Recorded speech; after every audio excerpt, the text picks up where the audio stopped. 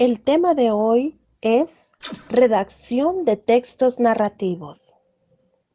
Para escribir una narración es necesario, en primer lugar, tener claro el tema, la historia de un personaje, la conquista del Polo Norte, un viaje al futuro, por ejemplo. A partir de ahí, el autor caracteriza a sus personajes, elige los escenarios y traza un plan general de la obra.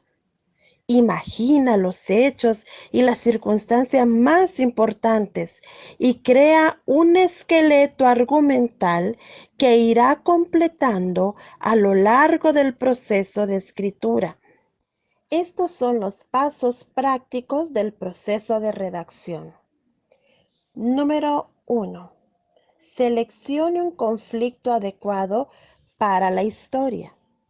Hay que recordar que en el momento de escribir un relato se ha de tener en cuenta lo siguiente. Primero, los personajes del relato, el estado emocional de estos personajes.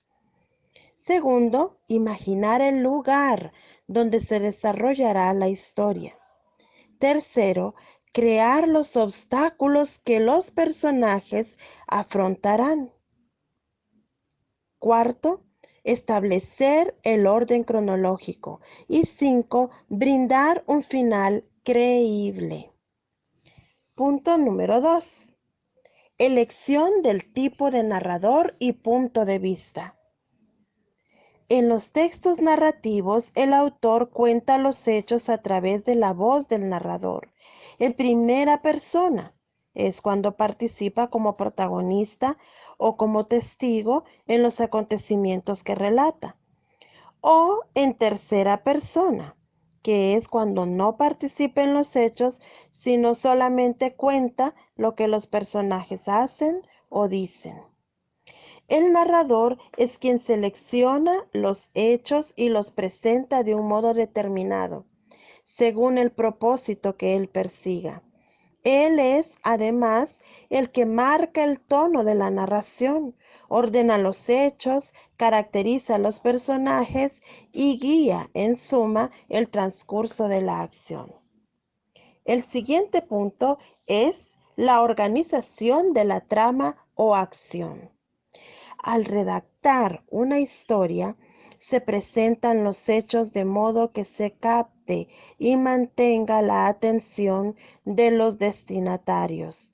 En su forma más típica, las narraciones se estructuran de la siguiente manera.